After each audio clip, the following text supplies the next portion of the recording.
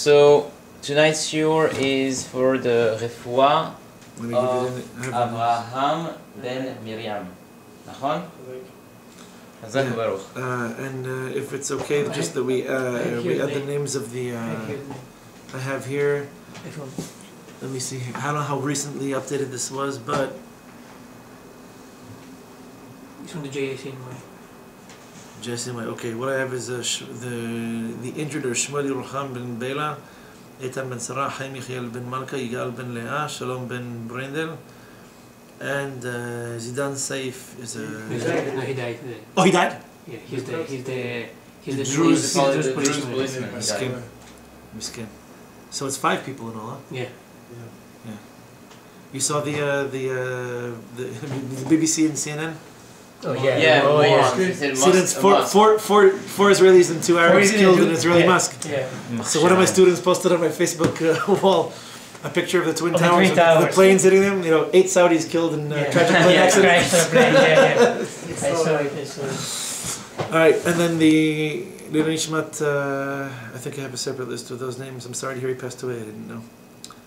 Avraham Shmuel ben Shena, Arieh ben Bracha, Kalman Ze'ev, I don't think we have his mother's name, and Moshe ben Yitzchak, and Zidan Saif. Saif in Arabic is a sword. So, Beseder, from one pleasant and complicated topic to another, I have to tell you that of all the stories in the Tanakh, this is the single most incomprehensible. I mean, the easy answer is that we had no spiritual leadership. We had no Navi. We didn't have even a Shofet at the time. So things like this happen. I mean, there's a pasuk that's repeated maybe 20 times throughout Sefer Shofetim. B'yamim hahem en melech b'Yisrael, ish ha'yashar b'einav ya'aseh. In those days, there was no king in the Jewish nation. Every man did what was straight in his eyes. Meaning, there's no king, there's no leadership, there's no government. People do what makes them feel good, what makes them happy. So, after the story of Micha, there's a short story about the tribe of Dan finally finding their portion. That was the last tribe that had inherited their portion of the land of Israel. And then what happened? I have a bizarre story about a man from Shevet Yehuda who is passing through Shevet Binyamin. In other words, he's passing through the strip of land. So Yehuda, the way Binyamin and Yehuda work, these are 2 of the most central parts of Israel. When you run a line east-west, right, a line of latitude between, right through the middle of Yerushalayim, so the band of land that's right above it to the north, so what goes through Yerushalayim and just to the north of it belongs to Shevet Binyamin. What goes through Yerushalayim and just to the south belongs to Shevet Yehuda. So in Bar Yehuda, for example, the Judean desert, Judea and Samaria, Yehuda and Shomron. Shomron is actually further north than Binyamin, but that's what we're talking about. Mamad, literally the center of the country. So a man from Shevet Yehuda goes through Shevet Binyamin. That's like going from Lavdil, but New York to Philadelphia. I mean, it's not like you're expecting to come across something crazy. In the meantime, the man has a wife and he has a concubine. And as he goes through Shevet Binyamin, it gets dark. He asks someone for a place to stay overnight. He's refused. Finally, after asking a few times, he finds someone else. The guy says, "Okay, come in." People from Shevet Binyamin hear that he came. They understand that he had women accompanying him, and so they knock on the door, and basically they go Sodom. They decide to pull a Sodom v'Amorah. They say, "Where is this man? Bring him outside.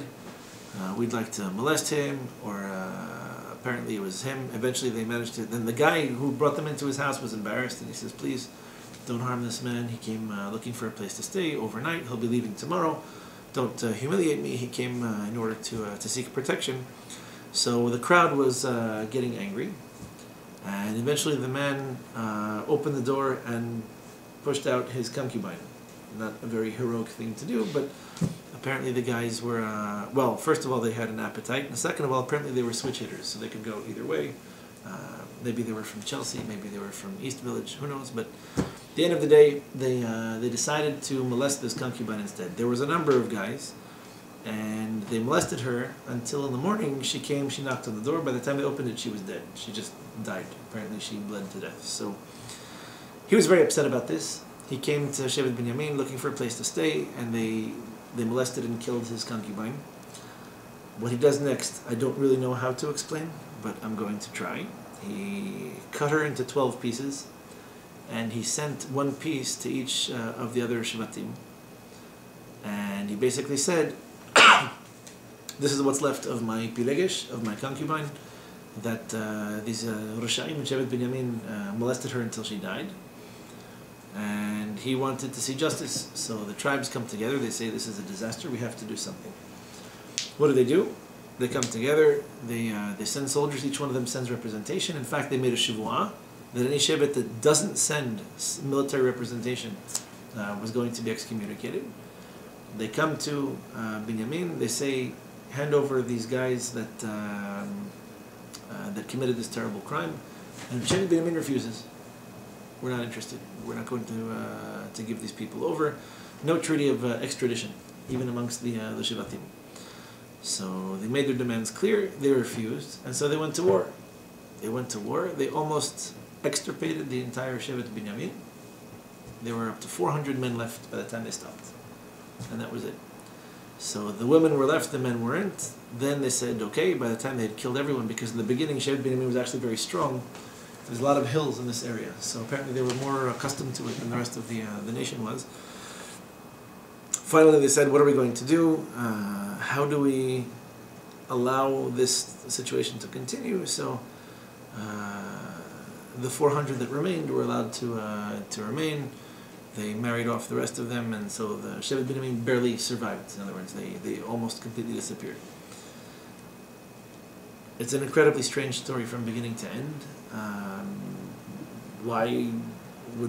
How could Jewish men be so corrupt as to do something as crazy as this? We're not used to hearing stories like this involving Jews.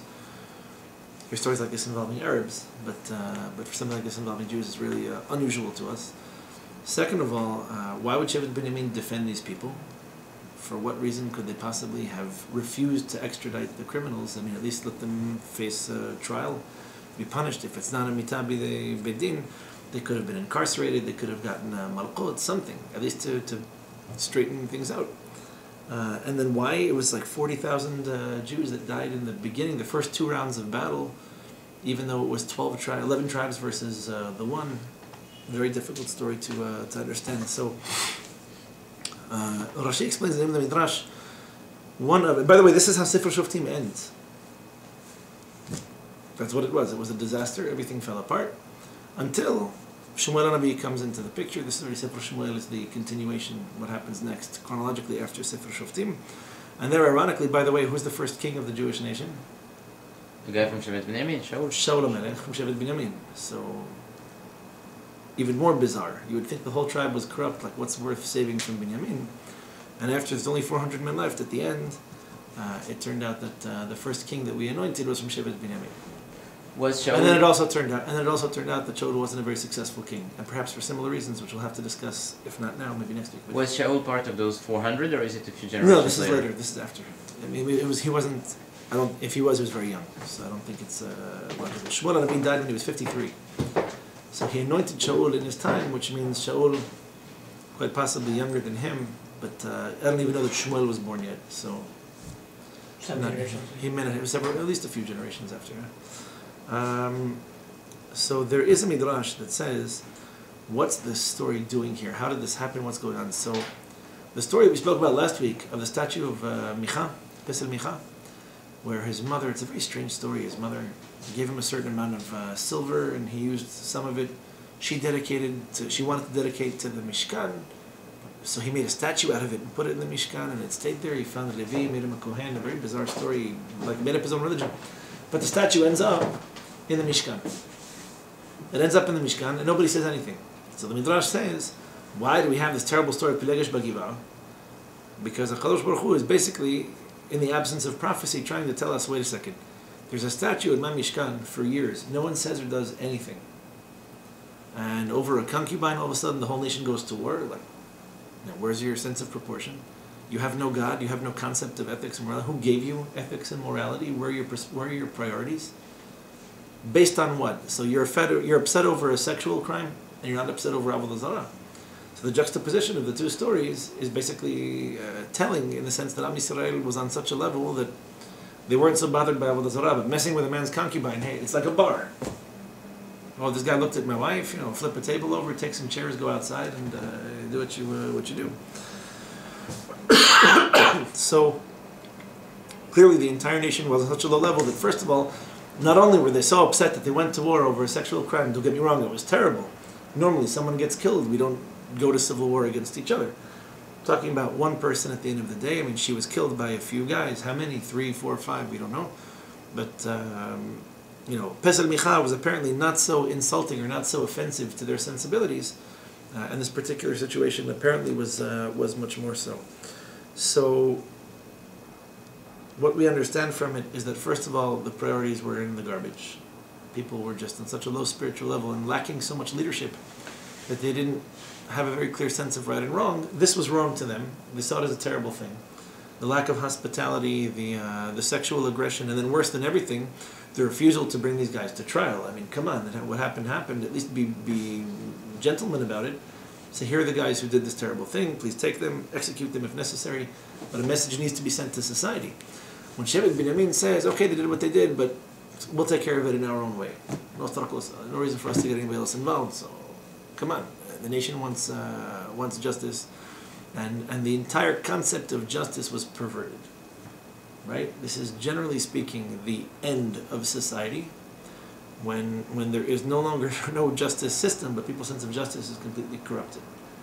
So when right is wrong and wrong is right, we come to a point that, listen, killing a concubine, what happens. But that we should have to extradite someone, that they should be tried outside of Shevet Binyamin. What do you mean? Why should we even subject them to this? They killed somebody. Who are you defending? And if they're willing to defend this with their lives, they're going to go to war over this. No, extradition is a really big deal. We refuse to have them tried anywhere but Shevet Binyamin. So the situation pretty much was a disaster. The nation was in a way unified, in a way disunified. It was nice to see that there were 11 tribes that came together. Maybe this was the beginning of some kind of teshuvah, because most of Sefer Shofetim, it wasn't so much civil war, it was just that the spiritual situation of the nation was pretty terrible. And the nation only came together, this is a common theme throughout Sefer Shofetim, when there was a war. People worship Avodah Zarah. They don't understand why Ammon or Moab or the Assyrians should be able to, or the Philistines should be able to attack them, and why they're being killed. Until they come together, they unite, and they come to the conclusion that they need to be a little bit more observant. So they find a shofet, someone who leads the nation, and that lasts for, how long does it last? 40 years. Sometimes it was 20. Sometimes it was a little bit less. So it's a very sad, very unfortunate situation.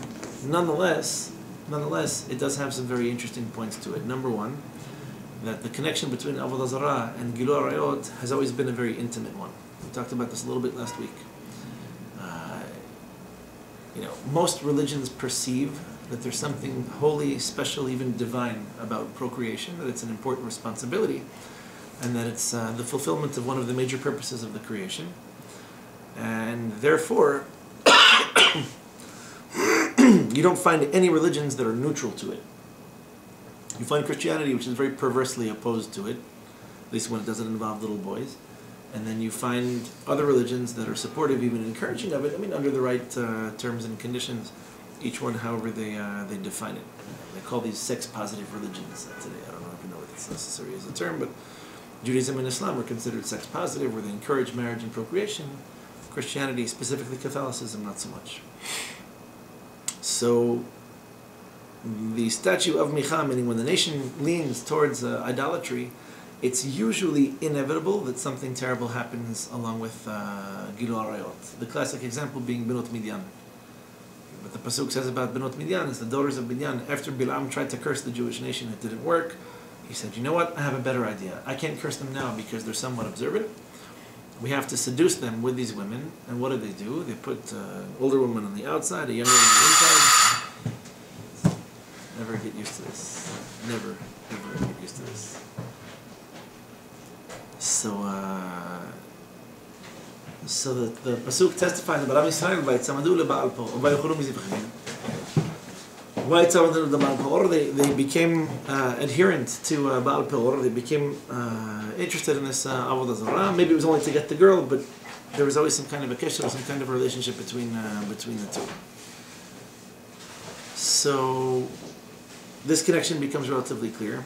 also pretty fascinating but very interesting. There is such a thing as national psychology. It used to be a topic that was very heavily written on in antiquity, certainly in the 18th, 17th, 18th, 19th centuries. Countries wrote about each other and about themselves. Scotland, for example, was considered relatively independent up until then. The French, the Germans, the Italians. Yes, national psychology, people with a national culture, with a mentality. So we have some very interesting insights into the nature of the Shevatim, specifically Shevet Binyamin. Very interesting how Shaul HaMelech is the first king of the Jewish nation. He comes from Shevet Binyamin.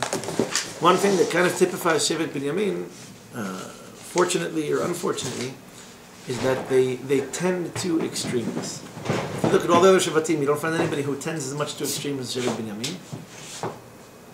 Shaul HaMelech, for example, Chazal tell us that before David HaMelech replaced him, supplanted him as king, before Shaul was deposed, it was clear, there was a unanimous consent that Shaul HaMelech was greater than David in Chokhmah, in Torah, in Mitzvot, meaning there was no question. If you have to compare David and Shaul, any normal rational man would come to the conclusion that Shaul should be the next king.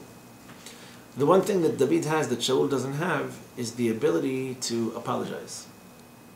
That David has that Shaul doesn't have. The ability to apologize. You don't find Shaul doing teshuvah. You don't find him apologizing for not having killed the king of Amalek. Right away, it's excuses. He comes up with excuses. It's chabad. It's sad to see because he was a king. It could have been a tremendously different scenario. But as soon as he comes back and Agag is still alive and Shemuel Navi is there, he comes to see him. He receives a nivuah and he says to him, how is it possible? How is it possible that I gave you a mission you didn't fulfill it? I told you what Hashem wanted from you, you didn't do it. So he comes to meet Shaul and he sees, why do I hear the sound of the animals? I told you, kill men, women, and children, and all of their animals. We want nothing to do with anything Amaleki at all. And Shaul says, well, you don't understand, I was afraid. I mean, technically I was the king. What are the people going to say? I was cruel. Why'd you have to kill the king? It's going too far. It's exaggerated. It's like you're flaunting, you're showing off. And Shemuel wants nothing. He says literally, Shaul rips his shirt because he tried to hold on to him and get him to walk with him. He's very concerned for his image. Very concerned for his image. And incapable of backing off. He's incapable. He climbs up a tree and he can't come down. Just apologize. Just say it's okay. And then he says at the end, Shemuel tells him, if you do teshuvah, Hashem will forgive you. You won't be the king anymore. But Hashem would be willing to forgive you if only you could do that. So Shaul HaMelech, and this is true, you'll see this a little bit throughout Tanakh, Shevet Binyamin has a bit of a tendency to extremes. And it helps in a way. If you look, for example, by Megillat Esther, right? Mordechai, famous machloket, if he's from Shevet Yehuda or Shevet Binyamin. You refer to as Ish Yemini, so one opinion holds it's from Shevet Binyamin. And if this is the case, then Esther would be from the same Shevet, and it reads this way, it kind of sounds this way. And she has a very interesting challenge. Rav Tzadok Lubin points this out, where he says that when Esther asks that everybody should fast for 3 days and for 3 nights, what she was fasting over was that she would have the koach to kill Haman. And why, he explains, because her great-great-great-great-grandfather wasn't able to do it. Because she realized there's something in Shevet Binyamin, they have this tendency to extremes. And for whatever reason, Shaul was a bit extreme in his sensitivity to the public opinion. What are people going to say, right? Imagine this. The Jewish nation is sensitive to public opinion. Like, what's the UN going to say if we do this? Where does that come from? I mean, if you go back to Binyamin, I mean, the figure of Binyamin... He was too young during the story with Yosef to really feature prominently. He was just little. And the only thing that we know is his father's very attached to him. And that he refuses to let him go. In the end, he lets him go, and that's it. He disappears for the rest of the Chumash, the Torah. We don't see him so much. But it's interesting. It happens to be a relatively big Shevet, even though he was younger than everyone else by a lot. It happens to be a relatively large Shevet, so there's some unique features to Binyamin, but this is one of them, and Shaul is basically their best representative. So he was capable of doing it. He was capable of leading the nation, capable of going to war. He was very learned. He had a lot to him. And then for some reason he drops the ball at the end. I don't know. Why is this? Because he goes from the most qualified man in the world. He comes back and he looks pathetic. He looks pathetic. What do you mean? You couldn't kill the animals? And I gave you a simple, just kill everyone and everything. Don't leave anything alive. If you find somebody from another nation, kill him too in case it's Amaleki. Just don't make any mistakes. What was the excuse? And again, Shaul, Yeah. he was afraid of the nation. He was afraid of the Am Yisrael, of his own constituents. What are they going to say? Was it too cruel? I had to kill the king. I left him alive. I kept him in a prison for a night. I brought him back. And then Shemuel says, what about the lambs? And he says, oh, we're going to bring korbanot to Hashem. He says, Haro Shemoah mizevach tov is what he tells him. What Hashem wants from you. He wants your korbanot. You listen to him. If he wants a korban, I'll tell you. If he wants you to kill the animals, kill them. Why do you have to make up your own laws? And he goes to extremes to justify himself. Instead of what David HaMelech does, which by the way, David HaMelech also has roots. You're familiar with the story of Yehuda and Tamar. And this is classic Shevet Yehuda. Right? They're also relatively extreme. They're also, some of the stuff is a little bit unusual. But if nothing else, you have to give them credit. Yehuda, right, is interesting. In Hebrew, the word Todah has two, it's the same etymology, but it has two meanings. Right? Hoda'ah in Hebrew means what? To thank. There's thanks, gratitude, that's the nicer one. And it's like to recognize you. Well, vidui, right? Acknowledgement or appreciation, right? So, it's the same word in Hebrew. In other words, they're not distinct one from the other. Modim anachnu lach is we either thank you, Hashem, or we're cognizant of your chesed to us, which really is the same thing, right? What do you do when you thank someone? You acknowledge someone did something for you. They didn't have to do, or it's nice of you, so I appreciate that. So, Leah, hapa'am odet Hashem, ki yadat arba'a banim. She realizes by Yehuda that if there were 4 wives, she already has her 4th child, which means that someone else is having less than her. So she has clearly not just the 3 that she was otherwise statistically probably going to have. Now this is like she got more than everyone else. And this time she thanks Hashem, or she acknowledges that Hashem is the one who gave her the zechut to be the first one to have children, to have so many, etc. Okay, however you want to read it, you can read it. What's so unique by Yehuda? That Tamar is about to be burned at his behest, mind you. He's the one who suggested this, right? She was a Shomeret Yavam. She was supposed to wait for Yibum. She didn't wait for his son, but she realizes he wasn't going to give her Sheva because she already went through 2 of his sons. And so, right before she's about to be killed, and she says very humbly, no, Lemi Ahotemet Petir, whoever these things belong to. He had some string, a staff, and a signet ring. So whoever this belongs to, I'm pregnant from him. So Yehuda gets up in front of the entire crowd that he invited for the execution of this woman who had inappropriate relations. And his answer is, Tzadaka mimeni. She's right, it's for me. I totally get it, I apologize, but he can apologize in public. It's huge. That's huge. You think kids are born knowing how to do this? Politicians can't do it, and they're in their 40s, 50s, and 60s. Did Silvio ever say he was sorry? Bothers me here. Did he ever apologize, or it was like, no, they kind of, the picture wasn't really, someone wrote a comment, and it's like a couple excuses. The Pope comes up with excuses for all the cardinals who molest children. Just say he made a mistake. Just, all we want to hear is he made a mistake. Yehuda has this. He has this. Moshe has spiritual genes, they can do this. And Shevet Binyamin does not. They don't. It's difficult for them to do this. I don't know why. It's a spiritual thing. Everybody's got their advantage, their strong points and their weak points. So when it comes to Esther, what Rav Tzadok Kohen Lubin is saying is that she knows that the Shevet, like the Neshamot from Shevet Binyamin, have this particular flaw, a particular defect. And what he's asking they should fast for is because she needs mamash siyata dishma. She needs the help of Hashem to be able to look at Haman and say, I hate you, I want to kill you. She can say it, but she can't say it to him. So this is what he said, that she prayed that her rahmanut shouldn't go the wrong way. Incidentally, this is Shaul HaMelech to show you how extreme he gets. After Shemuel deposed him, and he decided he's going to kill David for trying to replace him, the same prophet who anointed him as king, also deposed him and gave the crown to David. Nobody decides he wants to kill him. So Nov, the city of Kohanim that hosted David over a certain period of time when Shaul's soldiers were looking for him, Shaul naturally kills them all. He decides they all have to die. They all rebelled against the king. The king has the authority to kill people who rebel against him. If Atara Kohen was saved, everybody else was killed. So because of this, Chazal said, it's very interesting by Shaul HaMelech. You're the same Shaul HaMelech who refused to kill Agag, the king of Amalek, but you killed the city of Kohanim. How do you explain this? What's your defense? You're going to go to Shemayim after 120 years and you're going to say, guess what? I wasn't really good at killing Amalek, but I have that killing gene in me, because if I needed to, I was certainly okay with killing my political dissidents. So this is the extreme nature. So Chazal said about Shaul HaMelech, "Hamarachem al ha'achzarim sefo mitachzer al rahmanim."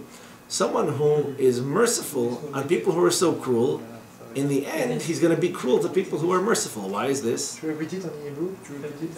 Hamarachem al ha'achzarim, one who is merciful on the cruel, sofo mitachzer al rahmanim. He's going to be cruel on people who are merciful. Right? Think Muslims. Right? Meditate on that for a while. Yeah, but what about that? The same European culture that loves the Arabs and everything they do, they can do no wrong. And if anything is wrong with Muslim culture, it's only because we don't give them enough love, enough socialist benefits. But when they kill Jews, nobody cares. Nobody cares. Nobody cares. No one in Europe cries when a Jew gets killed. No one. Because nobody cares. Because the Jews are worth nothing. Because they're just an irritation. If it weren't for the Jews, there would be no conflict. This is how Europe thinks. And because Europe is so cruel to the Jews, it's not surprising to us they should be so generous and so friendly with terrorists, right? Until the sword is turned on them, at which point you'll be fulfilling prophecy. That's Obadiah. כי קרוב יום השם על כל הגויים כאשר עשית יעשה לך גמולך ישוב בראשך. Because soon the day of Hashem is coming, and you're going to see.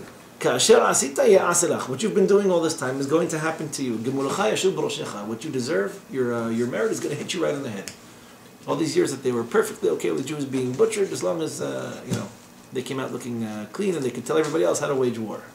They can exterminate Jews by the million as long as they get to write the book on how war is supposed to be waged. They get to run the UN. I'm probably Bisari. I don't even remember why, but it's a safe Not surprising. It's a safe right? Yeah. I wake up. Are you always The status doesn't change. You always say something. I'll post on Facebook the next time I catch myself, Kharavi. Je vais prendre avec moi, Il y a une olive en dessous. Il y a olive ou ça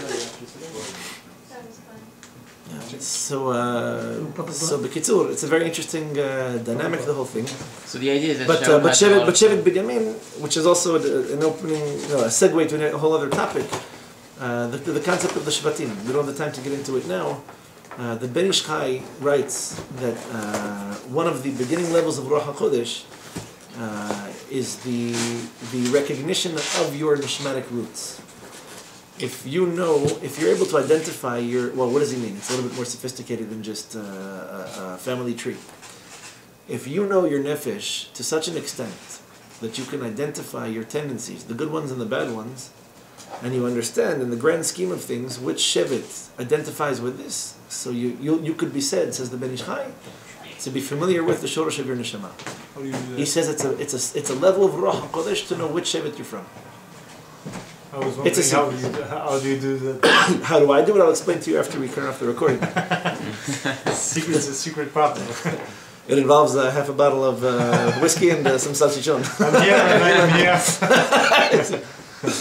You're willing to sacrifice everything in order to find out.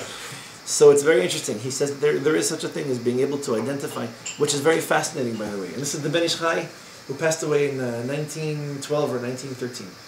Imagine this. The beginning of Ruach HaKodesh is being on such a high level that what? People walk into your office, you can tell them what's wrong with them? No.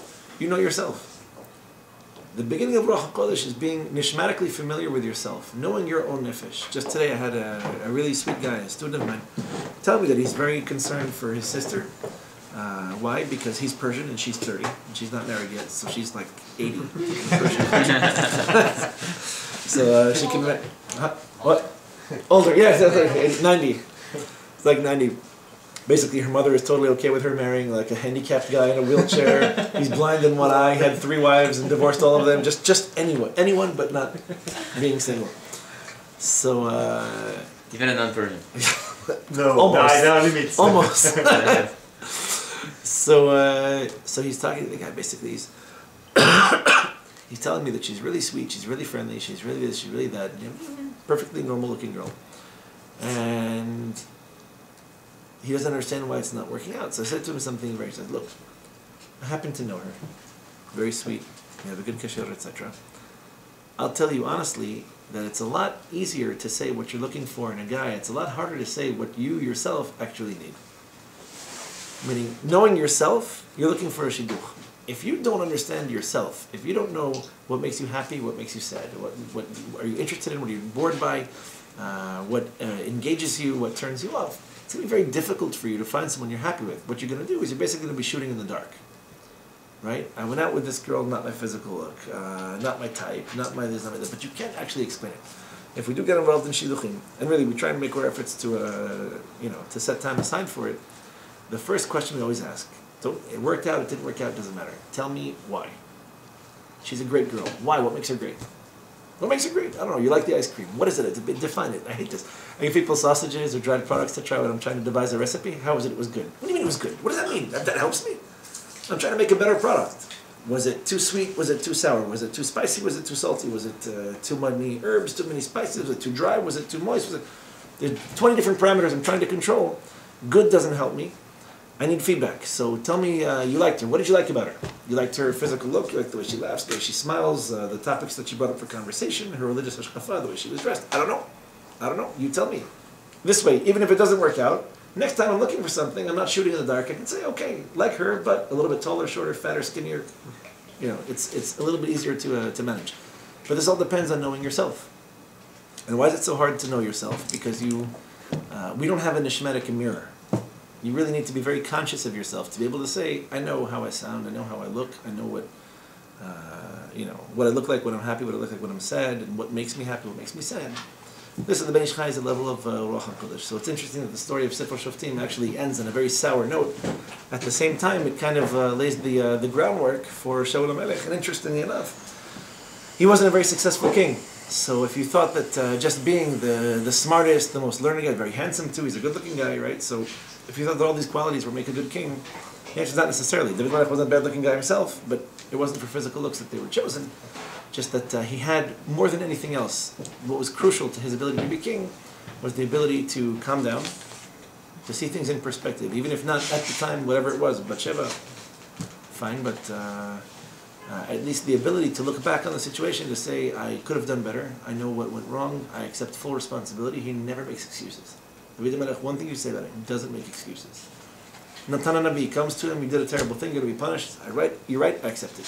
It's my fault. My bad, I did, I'll fast, I'll cry, I'll pray, I'll do whatever necessary to do teshuvah.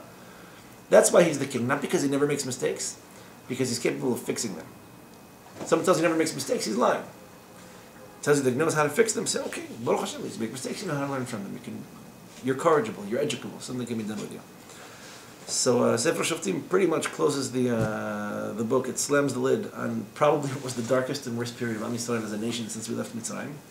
The story with which it ends is pretty horrible, and it's into all of this that Shmuel HaNavi kind of appears on the scene, and it's not even clear that Eli HaKohen can't even believe he's a Navi. The nation was on such a low level, and he'd been trying his whole life to get Nevuah. He couldn't believe that someone even much younger than him was able to achieve it. But that's the background, if you will, to Sefer Shmuel, that Nevuah had pretty much disappeared by the time he comes onto the scene. So we diverged a little bit from the conversation, the topic at hand. So we'll take a quick break and then we'll continue with Siman Achar.